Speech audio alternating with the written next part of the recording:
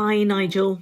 Time flies when you're avoiding accountability, doesn't it? It's been 17 days now since the survivors of the grooming gang that you misrepresented in your press conference demanded an apology from you. I mean, I know you've got a lot on your mind with your friend Nathan sort of going to get sentenced very soon, but still, those women deserve an apology, don't they? Otherwise, it's another politician calling them a liar. I mean, if we want to look at who's lying, I guess we should look at you. The idea that your government could save £643 million a year instantly is actually quite ludicrous if you stop and think. But of course, you rely on the fact that members of the cult with an L, like you, don't stop and think. Because I think I've long established now that it's your critical thinking skills that are sadly lacking, as well as the people who are in your, members of your limited company.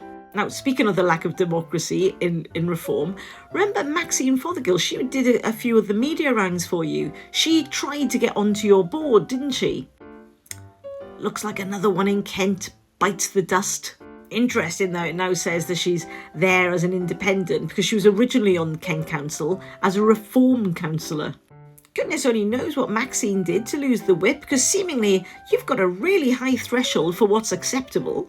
If you don't mind me saying, Councillor Peter Mason reads like you should be throwing the book at him. And here's hoping that the book ricochets onto Ian Cooper as well, who decided to tell the reformers to just back up Peter, even though he'd been writing abhorrent things. Although if you don't mind me saying, Nigel, it is peak reform incompetence that this has only been discovered because the email was sent to all the members of the county council, not just the reform members. Anyway, circling back to Nathan Gill for a moment, this is a weird thing down in Wales, isn't it? That they're not prepared to say who was working closely with Nathan. I mean, it seems to me this journalist asked a very legitimate question, wanting to find out who Nathan's close associates were down in Wales, because rumour has it, according to this article, that some of those close associates might be senior members of Reform and might be standing for election down in Wales. Anyway, speaking of Doge.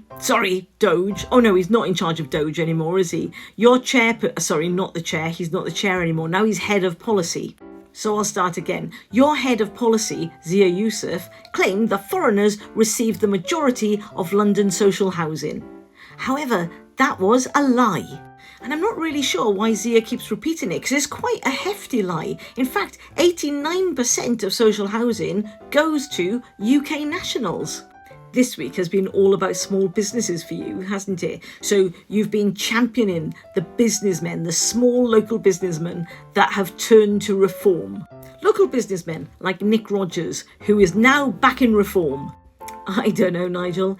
It's like you attract a certain sort of person, isn't it? I mean, it was only the other day Deputy Dick was saying that he's really cross about fly tipping, and now one of your supporters has been found to be a fly tipper. It's beginning to look like Ken Clark's experience of his local reform council is not a one-off. It looks like incompetence is going everywhere. But look, it's not all bad. Look, Simon here congratulates Kent Council for finally doing the school keep clear markings outside this primary school. He quite rightly points out that it demonstrates that in Kent, despite Captain Chaos being in charge down there, they are taking child safety seriously. Oh, sorry, I hadn't read it all. Turns out the school closed in 2016. Maybe they were just practicing their writing, I don't know. Now, I'm not going to lie, Nigel. I've saved the best till last. It turns out that you were mentioned in the Epstein files that got released last week as well. Now, for absolute clarity, there is no suggestion at all that you were involved in what was going on with Epstein. I mean, who would have thought that your mate Steve Bannon, the one that helped you sort of celebrate Brexit, was really close to Epstein? One of the things discussed in the files was a meeting that you supposedly had with Steve Bannon, Jacob Rees-Mogg and Boris Johnson. But don't worry, because a reform spokesperson has said that that meeting didn't happen. I mean, I'm also old enough to remember when you said that this meeting didn't happen, the one between you and a Russian ambassador. But hey, what do I know? Well, other than I wouldn't want to be in the Epstein files and I would be questioning my life choices if I was. All right, good chats, as you were.